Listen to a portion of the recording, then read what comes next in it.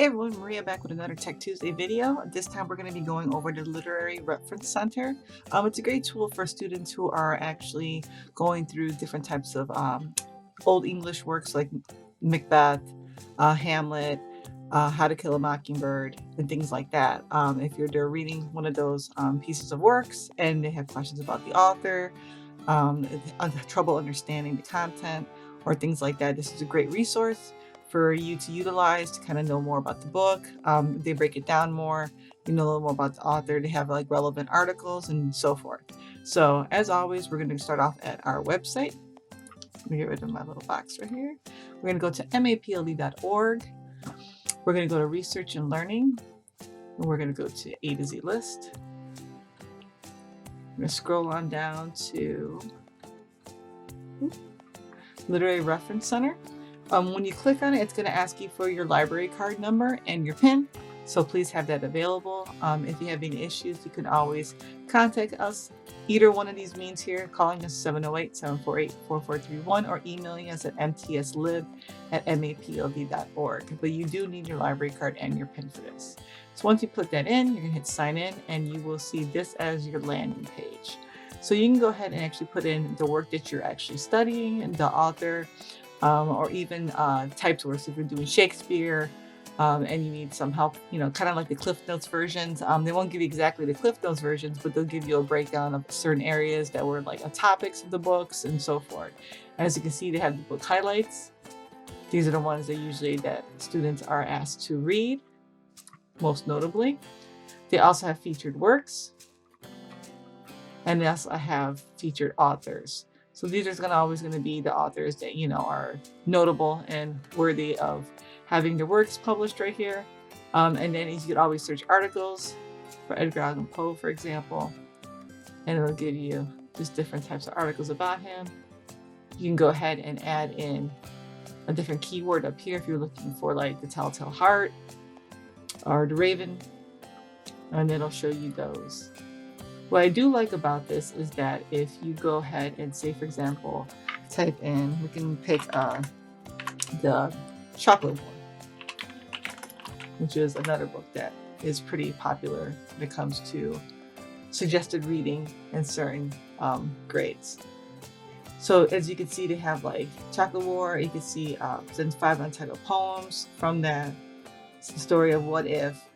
It gives you different types of discussions about the authors and the teachings. You can also go through here to see if it's like reference books, magazines, biographies, literary criticism. So if you want to click on literary criticism, for example, it'll give you a little bit of a brief synopsis and critical analysis of the book.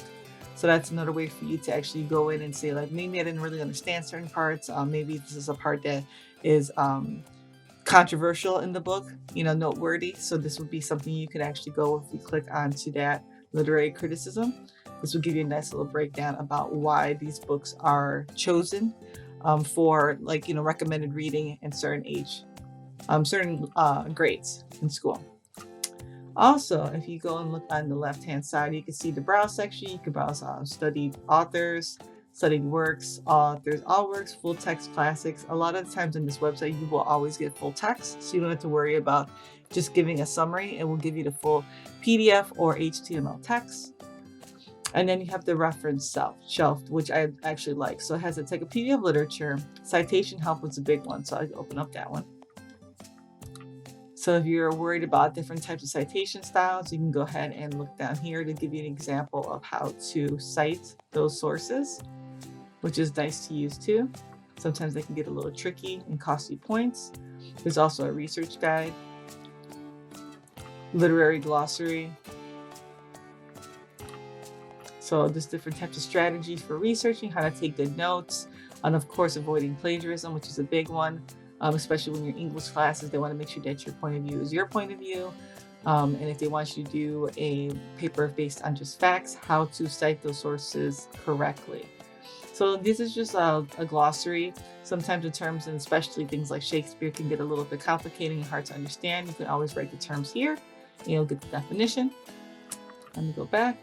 And then the last thing is curriculum standards. So if you're looking for, say, for our state, see early learning, learning performance. So you can have developmental standards. And we're going to do, let's say, language arts. And you could do different grade. Explore.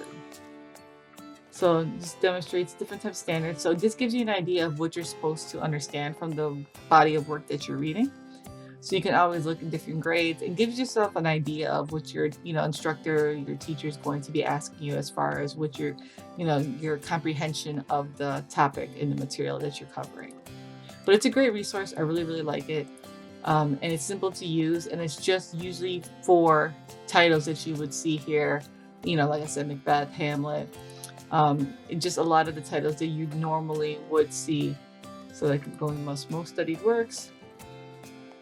You'll see list alphabetically, and they'll always have the ones that are most recently used in school. So you can always count on them having some sort of Crime and Punishment.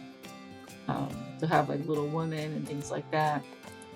But they'll always have the titles that classes usually do in 6th, 7th, and 8th grade to do research papers in your English class.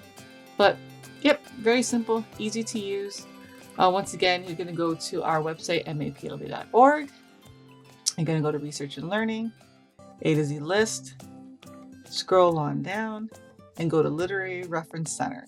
Remember, if you need your library card and your PIN, so if you do not have those or the PIN is not working for some strange reason, please give us a call at 708-748-4431 or give us an email, mtslib@mapld.org, or use our Let's Talk feature on the corner here. You just click on Ask a Virtual Librarian your question, and we can definitely point you in the right direction. But until then, hope you guys found this informative. Take care, stay safe. Until next time.